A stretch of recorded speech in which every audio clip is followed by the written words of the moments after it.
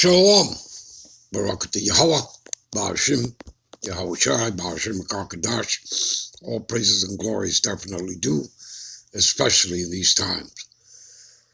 Much honors and respect to the apostles and elders of Great Millstone, and for all the brothers out there doing the work, I say Shalom.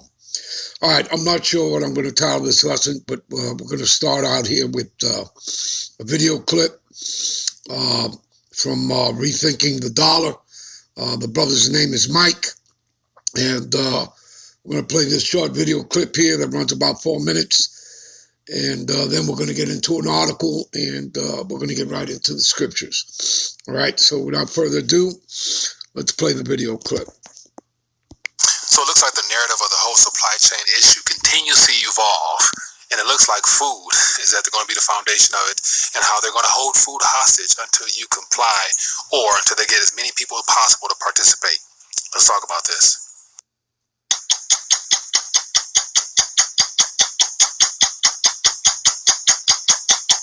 Okay, so it's been a minute since I've done a little quick take. Thought I would take a minute to share some 2 cents on a video came across earlier today. And it's very disturbing, but yet very informative in the fact that slowly but surely, more information comes out into the real agenda of what's really going on. And of course, it has nothing to do with the bottleneck issues of the supply chain and all the excuses that's being given right now. I even saw an article earlier that talked about how because of those that have not participated on the chips in the seaports, they're not allowed inside the ports until they fully participate as well. So all those narratives were being given, but yet also came across a video. What is sitting in all these containers behind us? Everything. Longshoremen telling me some of these containers have been sitting here for 6 months, with a shortage of truck drivers to get the goods on the highway and into stores. It's not just making things harder to find, it's making them more expensive. Today we face an economy that's in transition. And as part of that transition, we are seeing high prices for some of the things that people have to buy. But the reality is that the only way we're going to get to a place where we work through this transition is if everyone in America and everyone around the world gets vaccinated. That's why the president continues to be focused on the idea that we get everyone who can vaccinated in this country. An Austrian article came out a couple days ago on this video here, but it looks like the Secretary Treasuries, it looks like a Wale Adeyemo, came out making some very outlandish statements that really don't make any sense, but it just further tells more of their overall agenda. And it has nothing to do with the idea of the supply chain being the primary issue. It's all about how can they further squeeze people and put people in a dire situation to where they'll have to participate, and of course in this whole global pandemic. But just something he mentioned that really stood out is the fact that he stated that our economy is going through a transition. Today we face an economy that's in transition. And that's one of the things that no further explanation was given. What exactly do you mean a transition? Where are we heading to? And how will people participating in this experimentation further help this transition, making it easier on your everyday person? And of course, the transition I want to talk about a little bit. Of course, we talked about it, and it has everything to do with the globalist agenda towards this Build Back Better initiative, which of course, none of the true side effects is actually being discussed whatsoever, because all the politicians, both left and right, are all in it to some extent. And then also today as well, there's rumors floating around that Pelosi, once she gets this Build Back Better agenda passed, she might end up stepping down. So it appears to be that the ultimate goal is just to get this thing rolling with this Build Back Better agenda by any means necessary. And so it looks like, if this is true, Pelosi might be going to cut short her lifelong career in Congress in order to further this agenda. But yet this transition that the Wally guy spoke about, it's part of the global takeover. They're going to use food as a hostage to make sure that as many people as possible comply. And that might be the backbreaker for a lot of us submission that goes forth moving forward. Because as we are seeing more and more pictures of shelves being depleted, did you also hear what those guys said in that video about the fact there's been containers sitting at the port for approximately 6 months that haven't been moved? And of course, they gave their list of excuses as to why that hasn't been the case. But the food is there, the goods are there. They just don't want us to have it. Why? Because they want to squeeze us out. They want to get the last remaining people who have not participated involved before they move on to the next phase, which in my opinion would not be peaceful, to say the least. But anyway, thought I would just share my 2 cents on this video real quick. The transition is well underway. It's nothing about the supply chain. It's all about the food starving us out. So what does that mean? Continue to get your weight up to protect yourself on a financial sense, but more importantly, on the day-to-day side of things, you're going to need calories. So ultimately, get your calories up, and that's one thing we'll also be talking more about as well, because it's becoming more and more obvious that food and water is at the backbone of all this. And the more they cut off all the ports and all the exit points and entry points to this country for food, that means a more dire situation people fall into. So anyway, hope everyone's well. Love to hear your thoughts on this video. Leave a comment down below. Get your weight up, but more importantly, also get your calories up. See you guys later. All right. You heard him mention, the Build Back Better. All right. And when, what's his name? Creepy Joel made his speech, he said 6 days, 6 weeks, 6 months. Now, of course, people, he could have used what? He could have used, any other kind of number. All right. He could have said, 1 week, 1 month. Okay. He could have used the number 7. All right. So he used 6 days, 6 weeks, 6 months. You understand? 666. All right. You understand that that is the number of a man. You understand that? You understand that?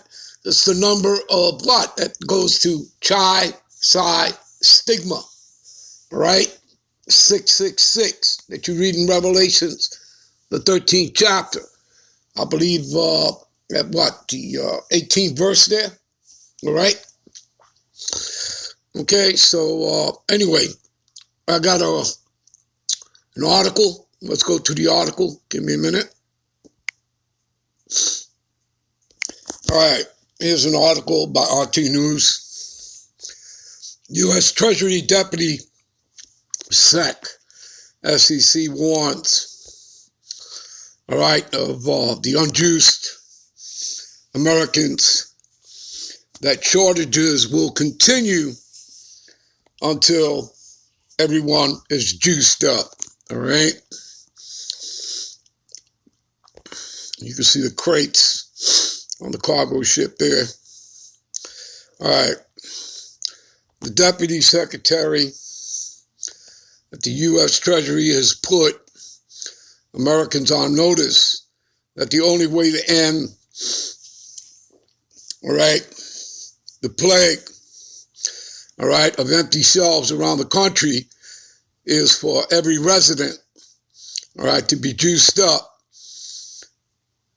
The frank warning came off as a threat to many. Wally Adeyemo, all right, the Biden administration's second highest official in the Treasury Department, appeared to publicly blackmail the still sizable portion of Americans who have not been juiced, all right, against the Crown Royale during a Thursday ABC interview, seemingly blaming them for the ongoing shortages. See that? They're blaming the people, all right? And there's nothing new under the sun, people, all right? And for most of you who do not know, all right, more people, more civilians died during World War II from famine, from starvation, than they did in combat, okay? And I believe over 20 million died in combat, okay? Well, guess what? Whether it's 21 million, and above that, more people died from famine and starvation during World War II. And there are many books. You can go to it. I happen to own a book. I believe the woman's name is Elizabeth M. Collingham. And the title of her book is A Taste of War. All right? And by the way, you don't even have to buy the book. You can read an article on it, all right, online. Just Google it, all right? All right, let's continue here, okay? And I'm pretty sure that most of y'all didn't know that, all right, whoever's listening out there, all right? Goods that have led many to mock the president as Empty Shelves Joe. Yeah, whatever. All right. He's still Creepy Joe. All right.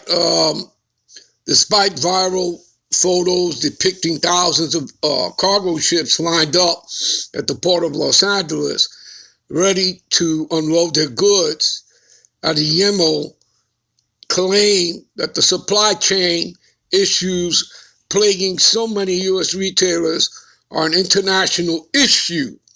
Right. It's a global agenda. All right, basically. All right. That's what it's telling you. All right. And will only let up when a sufficient percentage of the country, all right, has been juiced up. All right. All right. Empty shelves. Joe Trent dominates Twitter. That sifts back up at the ports. And Biden administration blames. Oh, well, we just finished reading, right? That they're blaming the people, right? That's what they're doing, describing disastrous economic condition as an economy that's in transition. I may not acknowledge that we are seeing high prices for some of the things that people have, to buy. While he praised the administration's stimulus payments, he also pinned the blame squarely on the unjuiced, right? You know what, people, we're going to end this here. We'll be right back with part 2, and we'll pick it up right here where we left off. Shalom.